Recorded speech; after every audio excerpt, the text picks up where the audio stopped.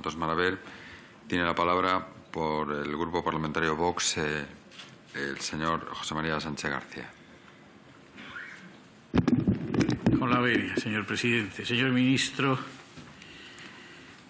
nosotros, el grupo en cuyo nombre hablo, quiere darle a usted un voto de confianza después de la larga decepción que ha supuesto el mandato de su predecesora. Y quiere darle un voto de confianza porque creemos que es imprescindible para la economía nacional que se sepa cuál es la política económica y que ésta esté bien concebida y bien diseñada. Musgrave dice, y supongo que es un teórico de la Hacienda que a usted le resulta caro y no antipático, que la inteligencia tiene que estar en el corazón de toda política pública. Nosotros hasta ahora lo que hemos visto es a la inteligencia brillar por su ausencia en una sucesión de intervenciones en esta comisión, pero por lo demás en el Parlamento y en otro tipo de foros de su predecesora, en la que ella con un entusiasmo, yo diría que enloquecido por momentos, no nos explicaba absolutamente nada, sino que nos iba ofreciendo unos fogonazos con unos datos más o menos aderezados a su conveniencia, pro domo sua, para decir que todo era extraordinario. Nunca entendimos cuál era la política económica del Gobierno y la conclusión es que todo se iba a resolver divinamente, esencialmente a través de dos mitos, estos sí mitos de verdad, no los que habla usted hoy. El mito de la economía verde y el mito de la transición digital, que esto era como un ungüento amarillo, que todo lo resolvía y que lo que podíamos esperar eran años de esplendor, bonanza, euforia, abundancia y toda acumulación de bienes en este que para ella no es valle de lágrimas, sino que sería como una suerte de paraíso. Bien, en esta medida nosotros queremos tratarle hoy a usted respetuosamente en el orden intelectual y político, quiero decir, pero debo decir que usted nos ha decepcionado un poco también. Bueno, un poco es por ser amable. A mí me ha decepcionado mucho porque, a diferencia de lo que ha hecho el portavoz de Sumar Podemos, o de Sumar, perdóneme, señor Santos, Sumar solo. Bueno, pues bien, suma usted menos. Entonces, el portavoz de Sumar, usted sigue sin decir una palabra como su antecesora de cuál es la política económica del Gobierno. A mí esto me resulta chocante.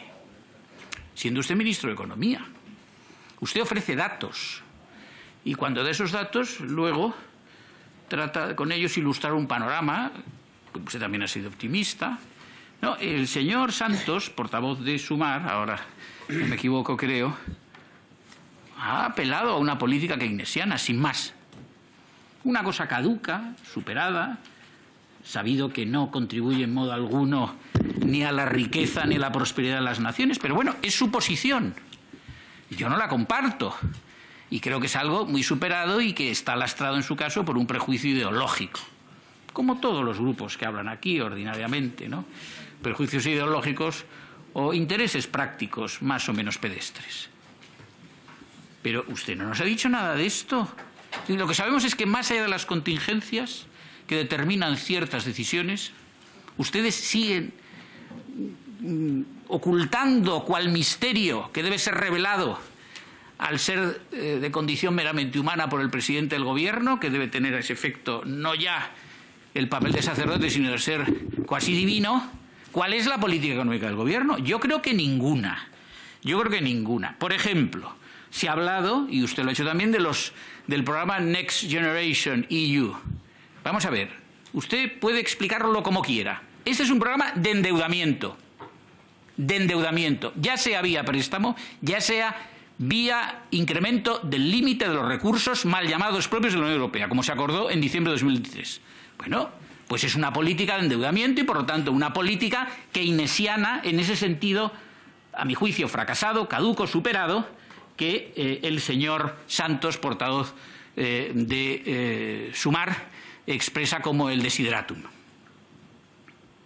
Bien, y entonces, ¿usted nos puede explicar por qué esto es así simplemente por una contingencia como es una epidemia?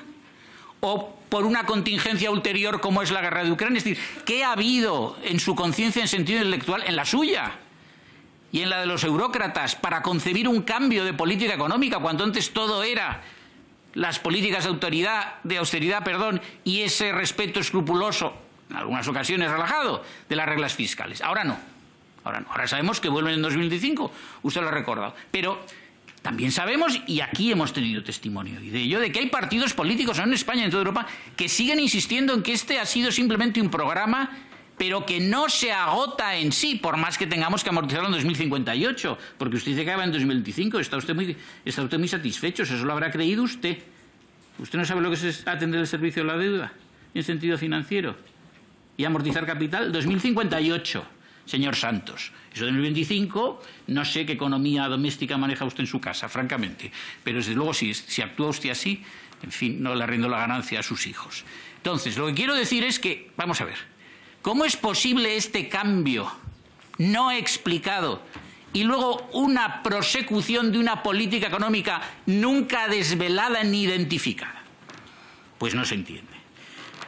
Y claro, nos dice usted que todo es fantástico en la ejecución del programa Next Generation EU. No es lo que piensa el Banco de España. En sus proyecciones programáticas para hasta 2025 de marzo de este año, no leemos exactamente eso, señor ministro. Leemos, por ejemplo, lo siguiente. Dice, los supuestos sobre los gastos y las inversiones financiadas con los fondos europeos del programa Next Generation EU se mantienen sin cambios con respecto al ejercicio de proyecciones de diciembre, que era de absoluta incertidumbre acerca del impacto real. Dice, se prevé que su impacto máximo sobre el nivel de PIB de la economía española se materialice en 2025-2026. Estamos en 2024 y usted ya nos está hablando de un impacto extraordinario. ¿En qué se basa usted para discrepar de esta forma tan abierta con los estudios del Banco de España? Más adelante, dice el Banco de España, subsisten las dudas en cuanto al ritmo de ejecución de los proyectos asociados al programa Next Generation EU y a su impacto sobre la actividad. Bueno, pues parece ser que estos señores del Banco de España se equivocan. Le rogaría a usted que nos aclare por qué se equivocan y que cuantifique en qué medida esa equivocación representa una magnitud no despreciable. Y luego concluye usted y nos habla del círculo virtuoso de la economía. Mire, vamos a ver, yo le voy a exponer algunos datos y no creo que tenga tiempo de agotarlos ahora, lo haré en la siguiente intervención. Pero con estos datos sobre el círculo virtuoso de la economía, mire usted, pues, señor ministro, respetuosa y amablemente, esto no es serio. PIB. Estamos igual que hace un trimestre cuando vino su predecesor, exactamente igual. PIB. Bien, sí, un crecimiento respecto a 2019 del 2,5%. PIB real per cápita, un crecimiento desde el último trimestre de 2019 del 0,1%. No hay crecimiento en la riqueza de los españoles. No lo hay, porque no se acompasa el crecimiento con el crecimiento de la población. Esto es elemental. PIB real per cápita medido en poder de compra, tomando el medio de la Unión Europea, los 27 Estados miembros, tomando como índice 100, en el caso de España, menos 2,2%. España es, junto con Estonia, uno de los países que se encuentra entre los últimos en relación con este indicador. Y entonces, ¿esto es para estar muy contento y satisfecho? ¿Y que todo es maravilloso? Pues explíquenoslo usted. Yo le ruego a usted que tome nota, si, en fin, considera que merece la pena, y usted nos responda. ¿Cómo es posible que con el mismo PIB real per cápita del último trimestre de 2019 usted eche las campanas al vuelo? ¿Al vuelo por qué? ¿Y qué campanas, señor ministro? Bueno, por el lado de la oferta, para seguir con esto que llama usted el cuadro macro. Por el lado de la oferta, sector primario, menos un 17,2% de producción desde 2019. Se han perdido en el sector 92.000 puestos de trabajo desde finales de 2019. ¿Qué me dice usted de esto? En la industria, menos 2,3%. En la construcción, menos 10,7%. En los servicios, sí, se ha crecido un 5,7%. Ah, pues lo mismo que le dije a su predecesora. Es que ustedes confían el crecimiento y el carácter robusto de la economía española en el sector servicios. Es evidente que ustedes tienen un entendimiento muy distinto del que nosotros tenemos de cualquier economía. Por el lado de la demanda, gasto en consumo final de los hogares. El gasto en consumo respecto del último trimestre de 2019 ha crecido un 0,2%, es decir, no ha crecido. ¿Usted me puede explicar si esto es un dato positivo? Si el señor presidente me mira ya con cara de sentenciarme y, por lo tanto, antes de que proceda la ejecución de la sentencia, yo me voy a reprimir y continuaré después. Y muchas gracias y perdón. Muchas gracias. Hola, Benia. Bueno, yo no creo, a diferencia del Grupo Popular, que el señor ministro sea descortés. A mí me ha parecido una persona cortés. Lo que pasa es que aquí no venimos a una clase de urbanidad.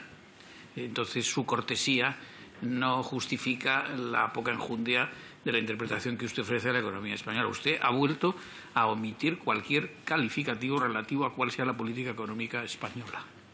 Ha hecho una reflexión de política económica cuando ha dicho que usted no sabe cuál es el déficit estructural propio de la economía española después de la epidemia. Bueno, como antes, en su intervención inicial, dijo algo levemente acerca de la política de tipos de interés del Banco Central Europeo, pero estos son cabos no sueltos, electrones libres. Usted no hace algo que recoja un conjunto de reflexiones y que nos permita entender qué es lo que usted pretende.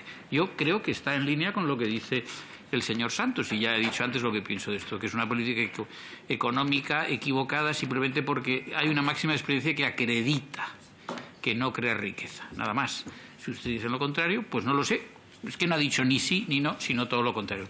Por otra parte, discute datos. Yo, mire, los datos que he utilizado son los datos del Instituto Nacional de Estadística, de Eurostat y de la encuesta de población activa. Y además nos facilita el Congreso mediante su servicio de estudios económicos, de modo que está a disposición de todos los diputados que los quieran consultar. Claro, si usted viene aquí a negar estas cosas o a decir que no, que el dato es diferente, etcétera, bueno, puede usted llegar a hacer bueno lo que pone en boca de Pío Cid Ángel Ganivet, ¿no? Es aquello de tribunos, oradores parlamentarios y habladores académicos y demás gentuza, ¿no? Claro, si aquí lo que venimos es, en plan marrullero, a negar evidencias, pues es un poco absurdo, ¿no? No hace falta. Usted tiene una categoría profesional suficiente para no caer en eso. Usted debe responder con verdad lo que se le pregunta. Y voy a reanudar lo que antes decía. Del consumo en gasto final de los hogares, bueno, usted dice que no es lo que he dicho yo. Bien, yo repito, son datos del INE. Gasto en consumo final de las administraciones públicas ahí se ha incrementado en un 10,9%. En un 10,9%. No sé qué le parece a usted respecto de un incremento del 0,2% para las familias. La formación bruta de capital fijo desde 2019, menos 3,5%. Y usted nos dice que hay un fervor que viene, en fin, que orienta al inversor extranjero hacia España. Bueno, no lo sé. Usted me dirá si este dato también del INE es erróneo o me lo invento yo.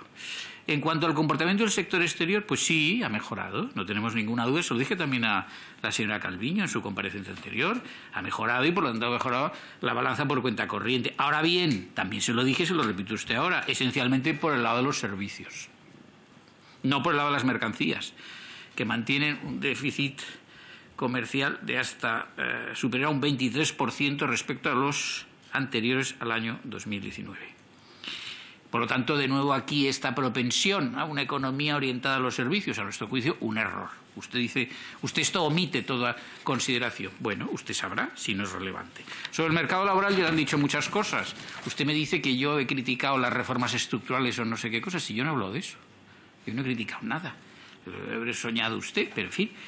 No, mire usted, el sector público ha crecido el número de empleados en 2019 en 340.000, el sector privado 940.000. Por la desproporción entre uno y otro, esto significa que en el sector público el crecimiento ha sido del 10,5%, mientras en el sector privado solamente el 5,6%. ¿Le gusta al señor Santos o no le guste? Esta es la realidad. Un indicador malo. Si usted me dice que es un indicador bueno, pues volvemos a lo mismo. Usted se recrea en esta política keynesiana caduca, rancia, malentendida y superada. Y podría continuar. Si me da usted un segundo, señor presidente. Sí, un segundo. Me lo ha dado el señor presidente. Ustedes no son competentes. Entonces, vamos a ver. Sobre el déficit de las administraciones públicas. 15.000 15.043 millones más de 15.000 millones más de déficit que en 2019. El Gobierno ha introducido un agujero, perdóneme la expresión, desde el comienzo de 2020 de más de 312.000 millones de euros. En cuanto a la deuda, pues estamos en una diferencia respecto al 2019 de 350.000 millones. Es lo que supone el mandato de Sánchez de 2019 en términos de deuda de las administraciones públicas. Señor Sánchez. Pues ya me contará usted. Con un crecimiento de la deuda a más de un 25%, una economía cuyo PIB crece, con ese caveat que he hecho antes, Señor Sánchez, a un ritmo del 2,5%, pues no lo sé, insisto, su entusiasmo, pues yo todavía lamento poder decir que no lo he visto debidamente justificado en sus intervenciones. Nada más, gracias. Muchas gracias.